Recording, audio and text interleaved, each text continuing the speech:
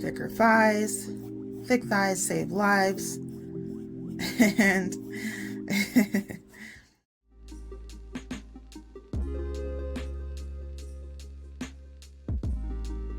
hi guys, welcome back to my channel. If you're new here, my name is Lillian Love and this is Style on a Curve, and today we're going to be going over how to draw fashion illustrations part 2. Let's get into it. Okay, and so this time we're going to move on from the very basic structure of the fashion illustration to learning how to flesh it out and put clothes on your fashion illustration. I always recommend looking at an actual picture. You know, you can look at one on Google or in a magazine, and it's good to do that so you can make sure you're getting your angles right and get good practice in. So I'm just going to do the very quick 9-head sketch. That's 4, 5, 6, 7, 8, 9. And you can go to 10 if you would like. If you want a more detailed video on how to start your fashion illustration, then I will definitely link that as well. And so I'm going to go ahead and start. I'm gonna start by putting my shoulders here. And when you draw your shoulders, when your shoulders are this way or this way, the hips will automatically be in the opposite direction. So I'm gonna draw my waistline here. So the shoulders are halfway in between 1 and 2. 2 is where the apex or the bust is, and then 3 is where our waist is. And so if the shoulders are this way, the waist and hips will automatically be the opposite direction, and that's just how we normally stand. And so I connect this, and that is how I start off my fashion illustration. So I will draw my hips here and connect that. So this is at 4. 4 is where like the hips and the crotch are. And then 4, 5, 6, this is where the knees are. Okay, so I'll just draw this here, and then draw this one here. This knee will fall a little bit lower because this hip is dropped down. And then I will put this here, put my ankles right about here, and my foot here. I'm gonna go ahead and go down to 10 because I just want this to look extra long. And then you'll kind of have this come around here, and you'll have this foot that's like kind of directly behind here. With this ankle up here. And then can kind of fill in your neck a little bit here. And what I do is I usually kind of draw like a little disc here for the shoulders. Start there. And I'll start drawing in the bust here.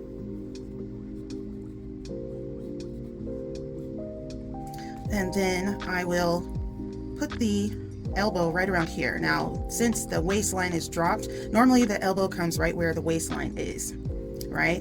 But this waistline is dropped, so the elbow is going to be probably a little higher than the waist, maybe about here. So we're going to put this here. I'm going to go ahead and put this here. This will be about your wrist. Wrist will be right around here. And then we'll have your hand come around here, and I draw like these little shapes to get my kind of structure down, and then we'll have that there. And so I start drawing these little shapes, kind of like little ovals, to get everything in place, and that just makes it easier because that's how our muscles usually look. I'll just get these little shapes in place to start to flesh it out, and then I'll get more detailed. So this will kind of come out a little bit, and this is what is called fleshing it out, right? So you're fleshing out this skeleton that you have and kind of looking at the muscles and the bone structure. The crotch is usually a little bit slightly below 4. And you can draw this, you know, however thick or slender you want to. I usually like drawing my girls a little on the thicker side because I love curves and I have plenty of curves myself. So I'll draw another kind of long round shape here.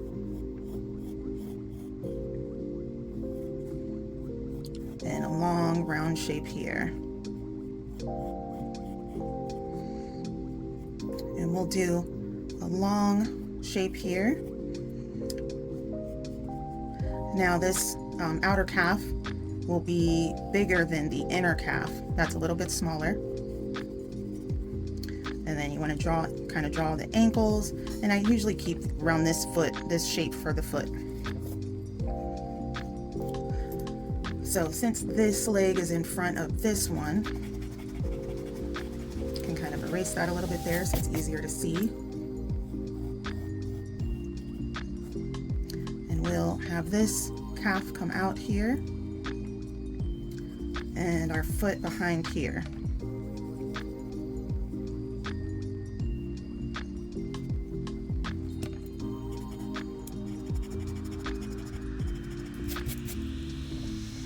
So I chose to draw a Nook Yai because why not? She's amazing and gorgeous. And she has great angles on the runway. So I feel like those angles are great for drawing to kind of get your practice in.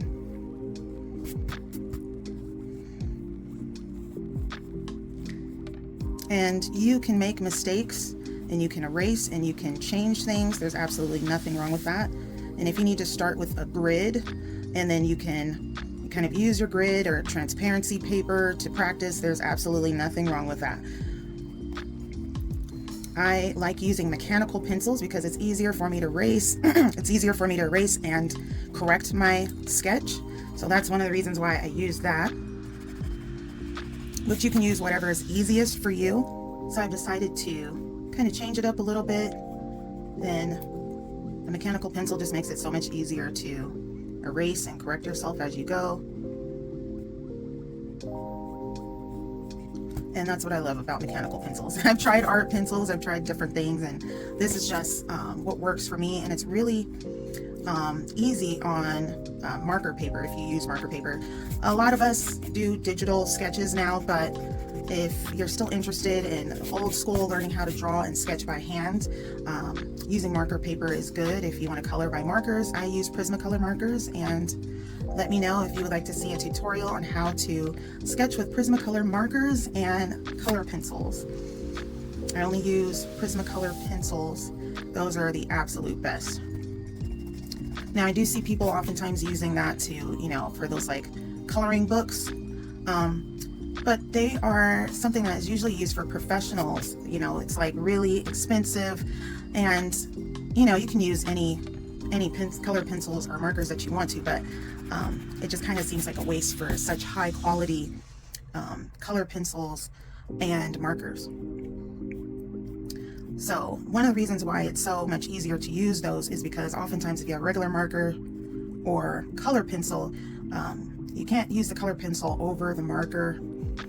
With Prismacolors you can color with marker and go over it with the color pencils, and it comes out amazing. So let me know if you'd like to see that. And so you can kind of erase a little bit as you go, now that you have everything kind of where it needs to be. I like to erase my lines a little bit. My lines can be very sketchy, and there's nothing wrong with that. So I'm gonna make the lines more defined.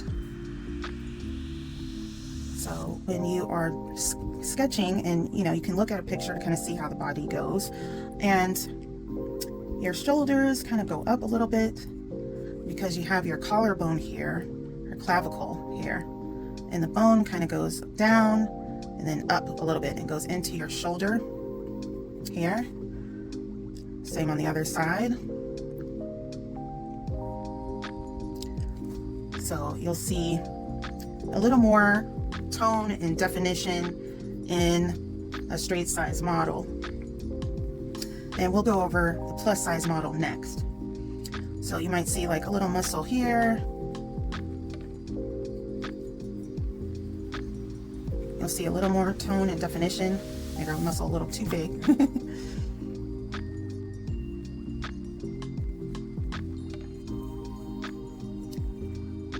And you'll see kind of like a little muscle there. And we can go over how to color digitally and physically with markers, or digitally. We can do both.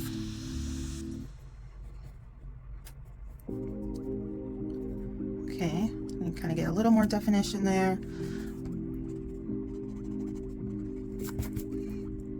Do this here.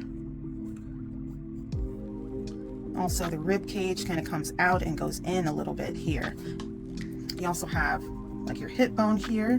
Now, everybody has different, you know, the way their hip bone looks. Some people's it's very pronounced and then it'll kind of go out and back in again. For some people, it just looks more rounded here. So it just depends on your picture. And you can just kind of look, or if there's clothes over it, you kind of give a good guess. But again, your rib cage goes out a little bit and comes in a little bit here. And you have like this hip bone, pelvic bone here. You have this bone here and this bone here. And you have your hip there. All right. So she has a little bit more of a gap in between her thighs here. Like I said, I like drawing my girls a little thicker. It just comes so naturally to me. That's how I normally do my fashion illustrations.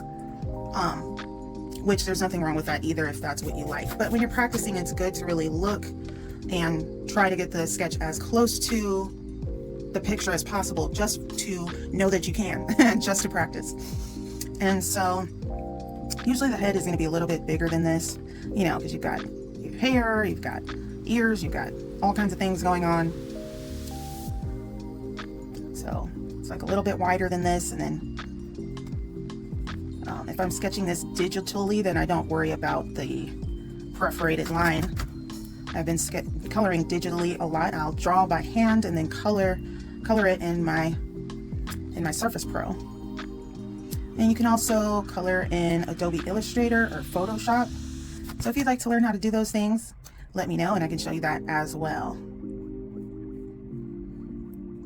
So what you want to do is you want to kind of draw a line here across the face. And it's not quite halfway. It's maybe like a touch below halfway. And then you draw a line in the middle. And the eyes go here.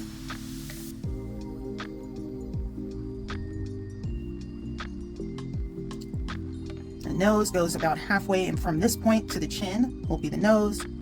And then you'll have the mouth kind of halfway in between there. And that's how you start that. And we'll do more of that later. And you'll have like the eyebrows up here, and you can just get a kind of a feel for where that's going. And so we can start to put clothes on. And so she has like a gathered tube dress, and so you start to draw the clothes over and make sure you get, you know, all the gathers in this dress, because that will be important when you're coloring later on. And so the dress naturally, it, you know, goes over these curves in the body. So you'll see a little less definition where the dress is, and you'll see kind of these little gathers here. You know, it's little bumps and gathers. And see, this ends maybe right about here. See, it goes out here a little bit and has more bumps and gathers.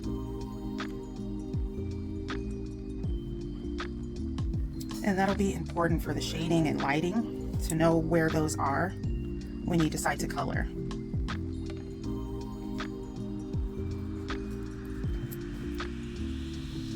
And you can start to erase a little bit inside, because you're not going to see this when you finally color everything.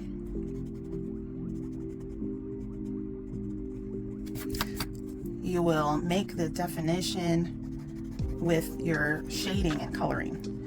So all of this, although you're erasing it, it won't be entirely lost. So now we have this. We're going to put a few of these kind of like tucks and gathers here.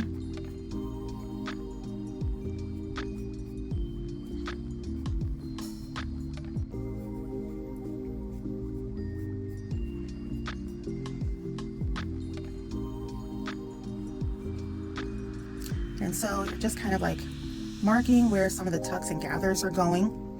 And all of this is going to be colored in and shaded. And so you can just take your time to make sure you're getting everything right, figuring out where everything is. You can take time to draw the shoes if you'd like. You can draw the toes, get a little more definition there if you'd like, before you start coloring. So with plus size fashion illustrations, you want to start out the same way, but you want to make sure the structure is right. And then after that, you can flesh it out however you want to, and you're going to make it a little bit thicker, a little less muscle definition. And like I said, I love curves, and I'm a plus size girl myself, so that's how I like to draw my fashion illustrations usually. But it's great to be able to know how to do both. Still going to 9 heads. We're going to sketch preciously. Start off with the shoulders, and then with the waist. The shoulders are going this way, so the waist is going to go the opposite way. And I like to draw my sketches a little more dramatic than reality. I mean, that's, oftentimes how we do it in fashion. You make it a little bit dramatic and a little bit better than reality. So I like a really dramatic hip here. And that's perfectly fine. If you want less drama, that's perfectly fine. Once you get the basics down, you can do whatever you want. So this is 4, 5, 6. I'm gonna put knee here, put the ankle here, and the foot here. And then we'll put this knee a little bit lower, and this foot will be slightly behind the other one.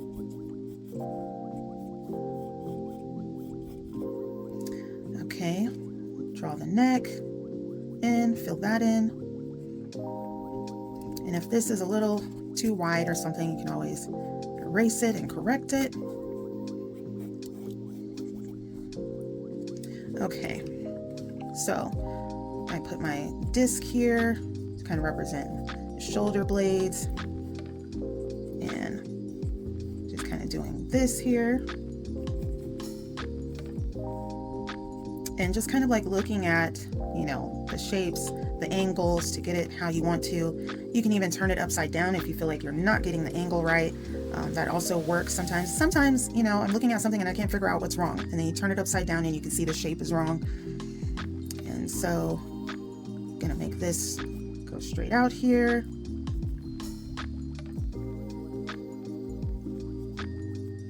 All right, so we've got our basics down. So we're gonna have a bigger bust, and oftentimes for plus size women, the bust may be a little bit lower. So oftentimes we are blessed with more chest. And so although, the rib cage is doing what it's doing, we usually have, more going on around here, more hips, more curves. So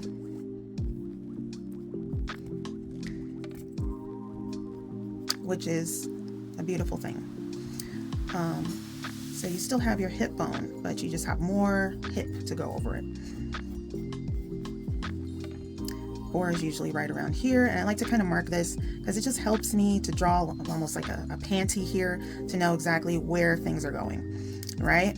So we've got our hip here. I'm gonna flesh it out, and I love a dramatic hip. It might be a little too dramatic though. I'm gonna bring that in a little bit and make the hip go lower, so that's more natural looking. This is just about where the knee will be going. We've got thicker thighs. Thick thighs save lives. And and we've got our calves here. This outer muscle is going to be bigger and thicker than the inside muscle. Put our foot here. This inside muscle here, this inside calf muscle, will be a little bit smaller.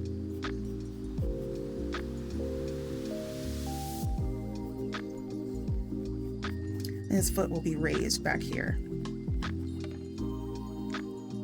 So I'll draw that inside muscle there.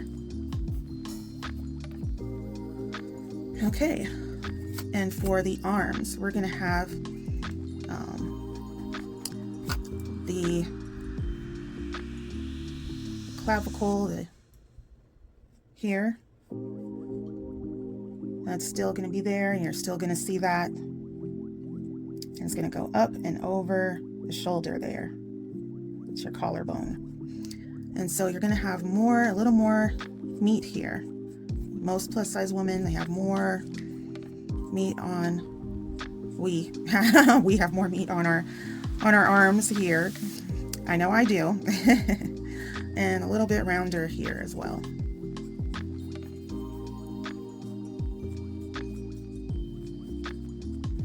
Okay. And make the bust a tiny bit bigger. Okay. Now you can start, erasing some of these lines in here.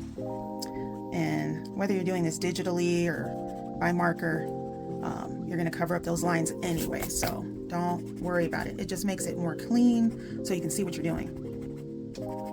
And some people honestly like to leave a few lines. They like it to look a little sketchy. It just looks more hand-drawn, and I respect that too. Sometimes I like leaving a few sketch marks.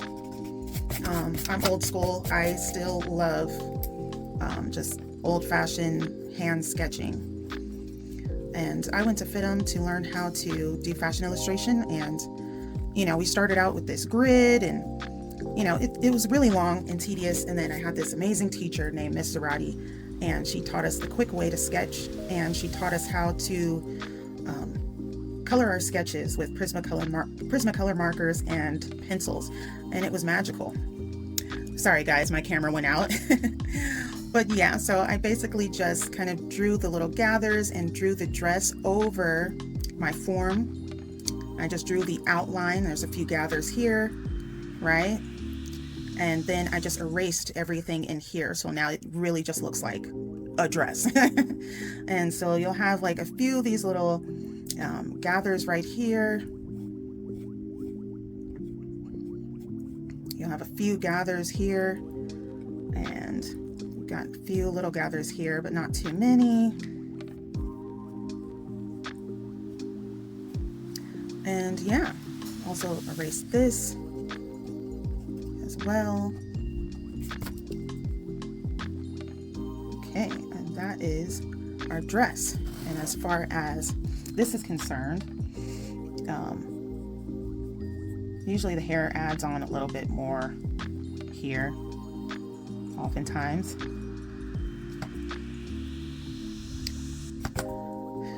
And then we will add, a line here and a line down the middle, and mark where we're putting our eyes.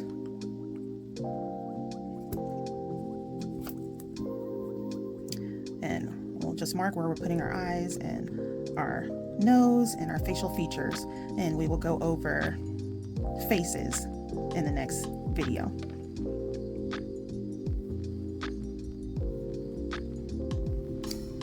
All right, so we've just marked that out. In our next video, we will focus more on faces, and then after that, we can go over coloring. This is a sketch that I did of Precious Lee. I love Precious Lee. She is one of my favorite plus size models. She is gorgeous. She is definitely like chic goals, plus size goals for sure. And so yeah, so we will go over that, faces, in the next fashion illustration video. How did you like the video today? Comment below and let me know what you think. If you're a lover of all things fashion and art, this is definitely the place where you want to be. If you like what you saw here today, definitely like and subscribe. Don't forget to hit that notification bell so you get a notification every time I upload a video. Once again, my name is Lillian Love. This is Style and Curve, and I will see you in the next one. Bye.